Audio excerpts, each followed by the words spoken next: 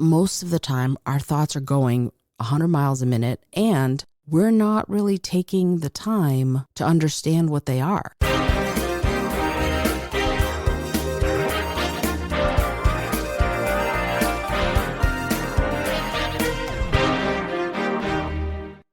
Welcome to Your Creative Mind.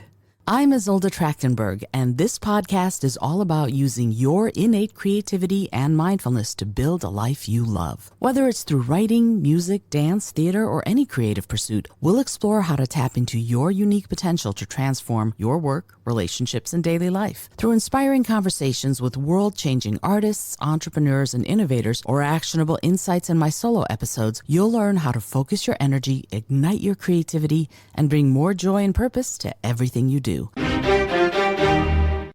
Hey there, and welcome to the Your Creative Mind podcast. I'm your host, Izolda Trakhtenberg. Thank you so much for being here.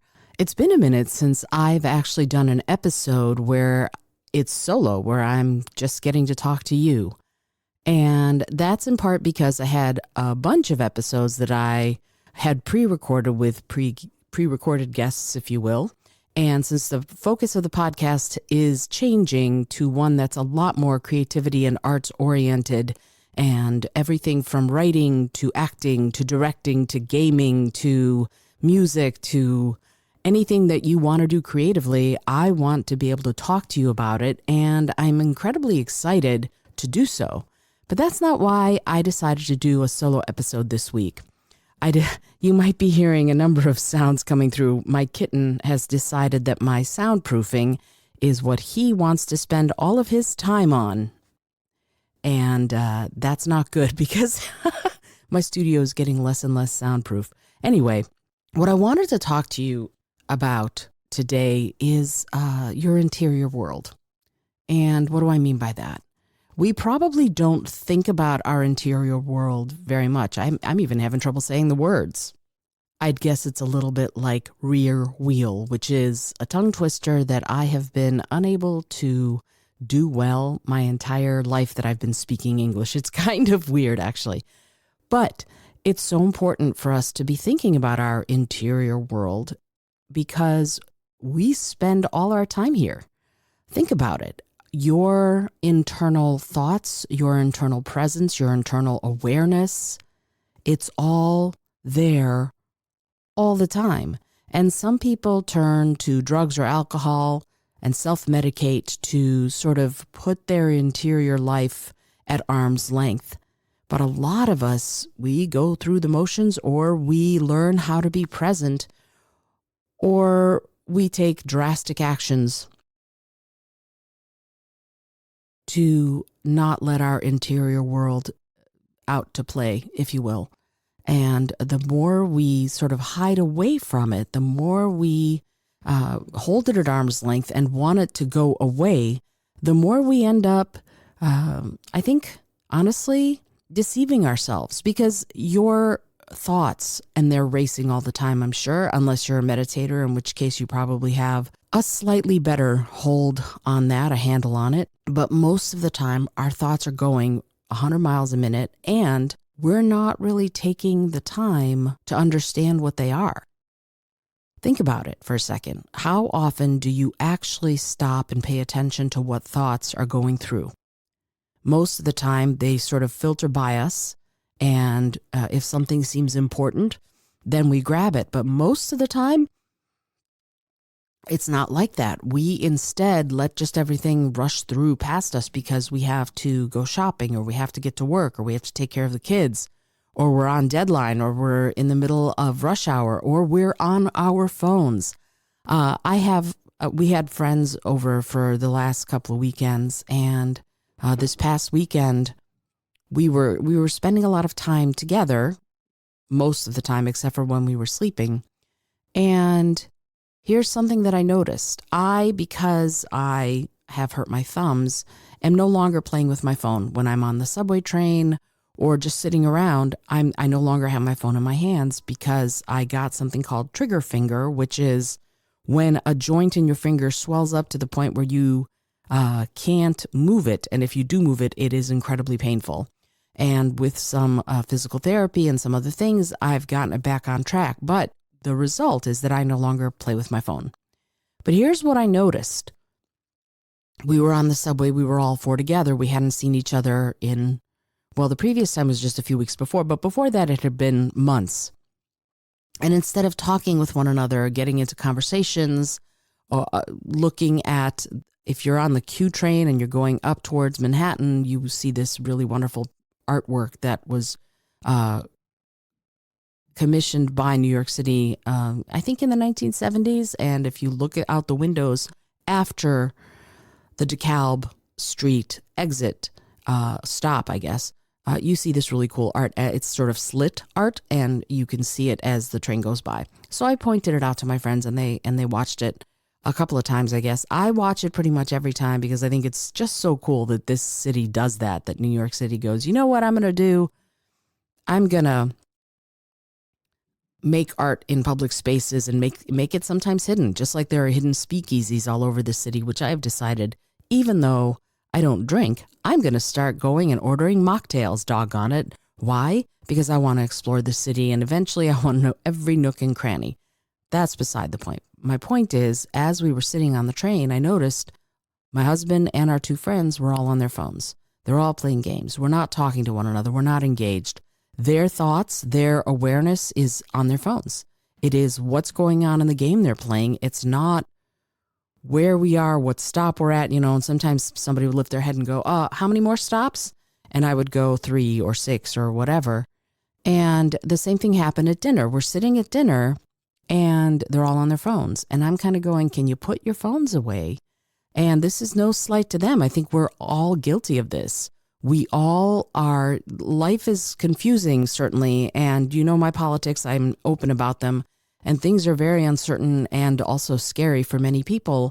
And so escaping into our phones and whatever games we're playing, whatever social media we're on. Speaking of which, I've pretty much let go of all my social media except Blue Sky. You can find me there. Please do. Anyway, the point I'm making is that this is one of those, I need to escape. I need to not be with my thoughts. My thoughts are too scary or too anxiety provoking or too depressing or too furious or too whatever. And so instead of being inside myself, I go, okay, instead of doing that, I am now going to jump away. I'm going to jump into my phone. I'm going to, whatever it is I'm going to do, I do that rather than face what's going on inside myself.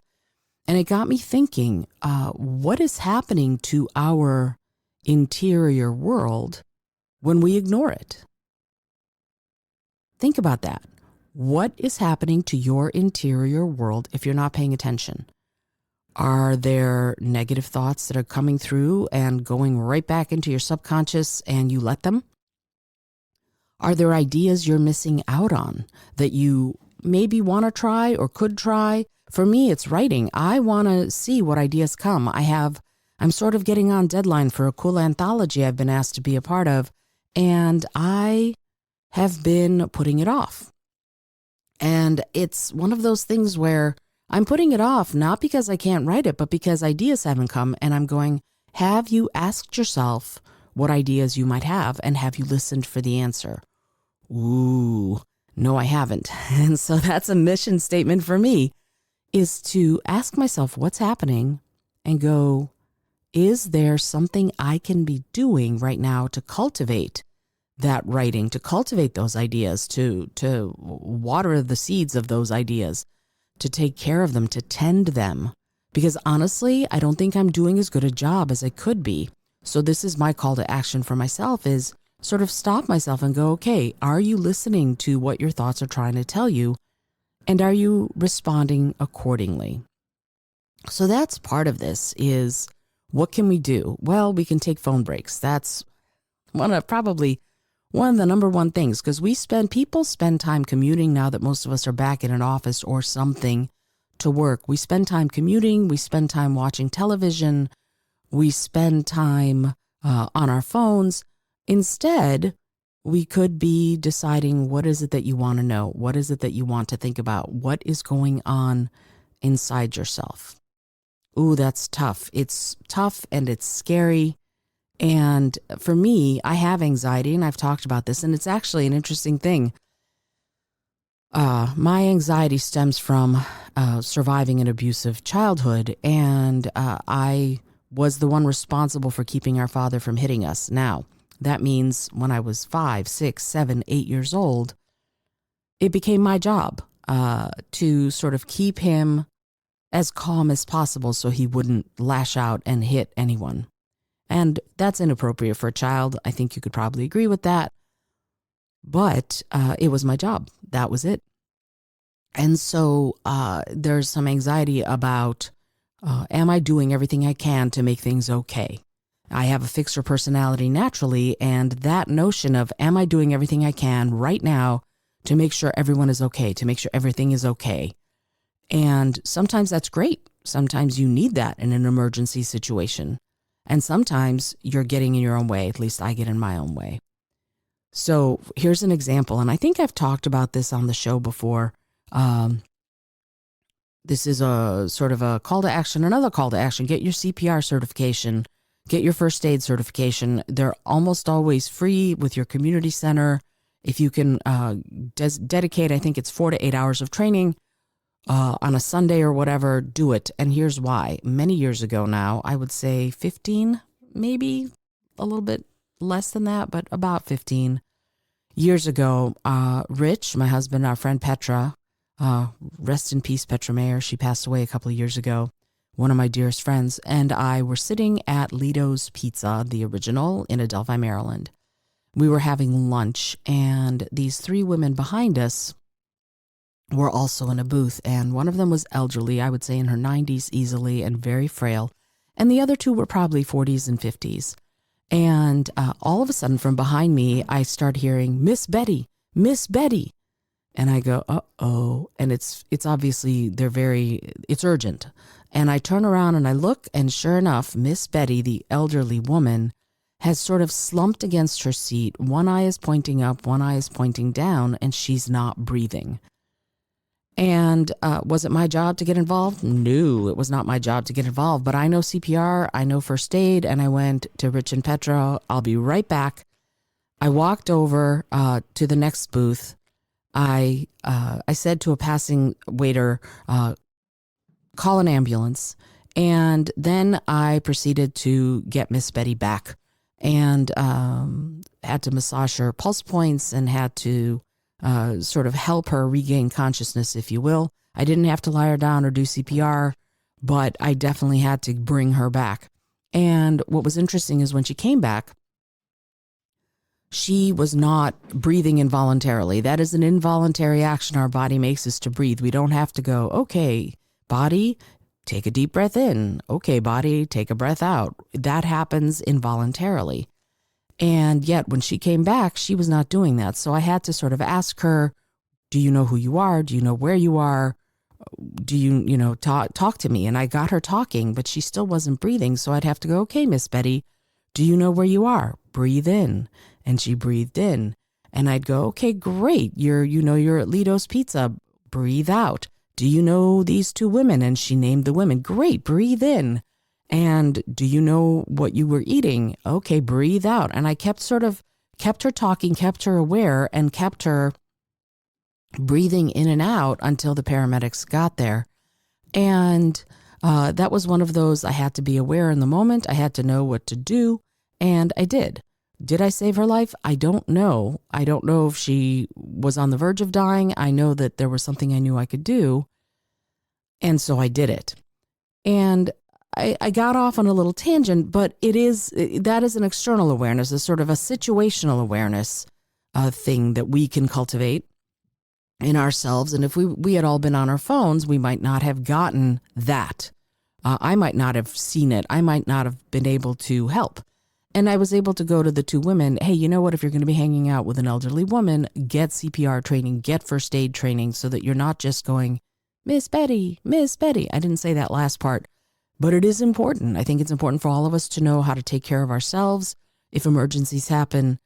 For example, if you've got a head injury, do you put your head above your heart or do you put your head below your heart? Do you know? And those are the kinds of questions that CPR and first aid training will answer for you, so that if there's an emergency, you'll know more what to do than if you'd never been trained. So hail to CPR and first aid training. Okay. But that was exterior sort of situational awareness. I'm talking in this episode, and I really started this to talk about that, is do you know what you're thinking? Do you know what you're feeling? Are you aware of what's going on inside you? And so if I have a mission for you with this, other than go get your CPR training, it's start asking yourself that question. Start becoming aware. And what do I mean by that? Becoming aware it's tough. It's like, okay, be aware. What does that mean? It starts with a question. What's going on inside me right now? How do I feel right now? Those are good questions to ask. Stop, take a breath, and go, what's going on inside me? Not out there, not outside you, not all the stuff you have to do and the bills you have to pay and the kids you have to pick up and the shopping you have to do and the cleaning and the little. Yeah, I get it. We all have stuff. What I'm talking about takes maybe 10 seconds of your day. Ask yourself, what's going on inside me right now? And then take a breath and answer the question. And are those thoughts happy? Are they sad? Are they anxious? Are they worried? Are they glad? My cats are running. You're probably hearing this. Sorry. What's going on in your thought patterns? And then once you've sort of started becoming more aware of the habitual thoughts, write them down. See what the majority of your thoughts are. The majority of my thoughts are often, there's just so much to do, or on to the next thing. Those are often the thoughts that go through my head. And also when I write in my journal, I ask myself, how are you feeling? It's on the journal for me to answer that question. And anxious is, if I'm honest, it's most often the thing. I am often anxious that I'm not doing enough and that I'm not doing well enough, right? Doing enough for myself and others, yes. Not doing well enough is even more important as far as I'm concerned. Am I doing well enough? And I'm anxious that I'm not. And that's, of course, again, that goes right back to my childhood. And I know that this is turning into an Izolda psychology session, sorry. But it's something for us to think about. Where are those negative thoughts? If they are negative, where are they coming from? If they're positive, go you. Credit yourself with that.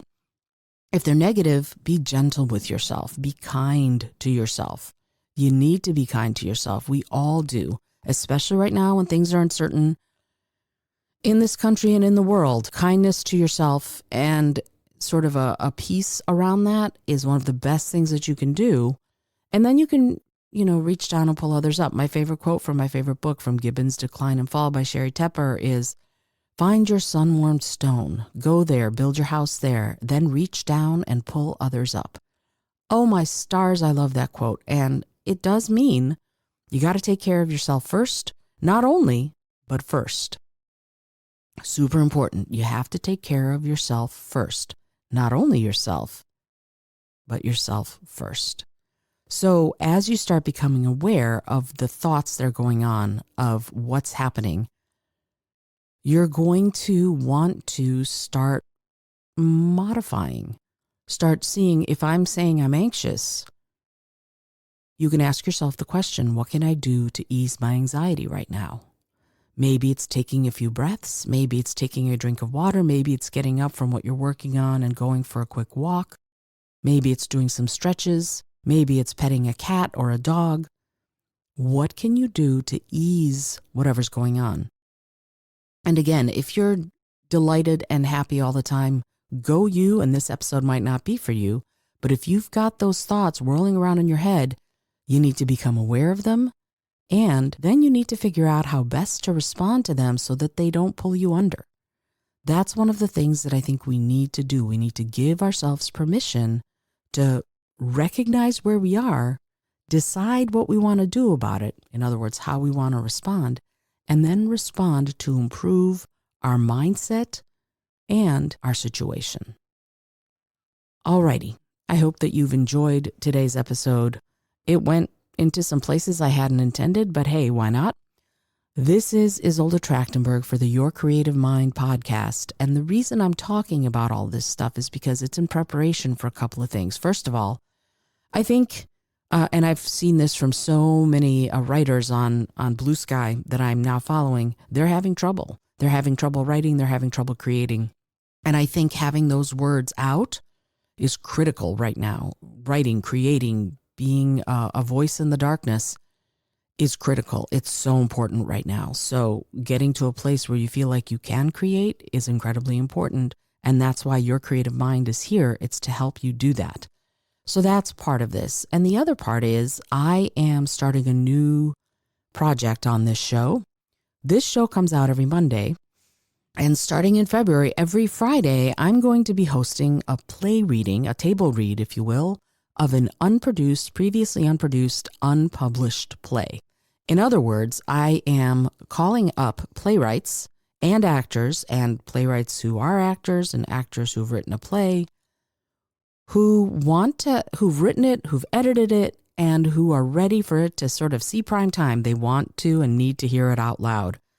And your work changes so incredibly when you hear it out loud. You hear things that you would not have seen or noticed if you just read the words. So hearing other people, and that's one of the things we're doing, is the playwright is going to be there, but not read a part unless they really want to. Why? Because I want people to have an opportunity to listen to their play, but also part of this audience are people who are investors and producers and directors and actors and casting agents and entrepreneurs and business people. And you never know, one of them might hear a play and go, wow, I'd like to support that playwright. And maybe we'll get productions go up. And one of the things that I'm doing is, first, we're not even going to direct it. It's just going to get the script and then read the play. And then if this thing has legs, if you tune in and listen, and I'm very, very hopeful that you will, I'm going to direct what happens. So I'm incredibly excited about that part of it too, that we're going to have more directed plays and no musicals right now because it's very difficult to do musicals on the podcast format, at least for me. But we're going to have people adding to their actor reels. We're going to have play readings so that you can hear never before heard works of art. How cool is that? So that's going to be starting in February, probably the second week of February, right around Valentine's Day, somewhere around there. I'm very excited. I should have said something about this beforehand, but here I am. Anyway, I hope you'll tune in on Fridays. You'll see those episodes coming and going. And we have right now 26 plays already, so about half a year's worth, and more people want to join. And if you happen to be a playwright and you want to have your play read that you've written and edited and you're ready to hear it out loud, I'm going to put the form to submit your play. And also the only thing that's required, it doesn't cost anything, but the only thing that's required is if you submit your play, you are also agreeing to read someone else's play so that playwrights can hear their work and sort of envision it that way rather than having to actually participate and read. So that's the big requirement, is that your play needs to be written and edited. It needs to be written and formatted in the Dramatists Guild style, 12-point Courier or Times Roman and 1-inch margins, et cetera, all of that stuff. I'm going to put the link to the Dramatists Guild rules and formatting instructions in the show notes as well. And then you submit it. So the rules are the play needs to be written and edited. It needs to be formatted in the Dramatists Guild style. And in order to get your play read, you have to agree to read for someone else. And that's going to be how it is. And I'm ridiculously excited to enter this new phase. And I'm also working on some great guests coming up. We're going to have some CEOs of game companies. So if you're a gamer, you're going to want to tune in for those. I've got some best-selling authors coming up. I've got some really great stuff. But for now, I hope that you will tune in to this episode and other episodes about how to cultivate that creative mind of yours so that you feel vibrant and vital and excited and full of possibilities, even through some of these uncertain times. This is Izolda Trakhtenberg for the Your Creative Mind podcast, reminding you to leave it better than you found it. Thanks so much for joining me today. I really appreciate you being here. Please subscribe to the podcast if you're new, and it would mean the world to me if you told a friend about it. Today's episode was produced by Izolda Trakhtenberg and is copyright 2025. As always, please remember this is for educational and entertainment purposes only. Past performance does not guarantee future results, although we can always hope.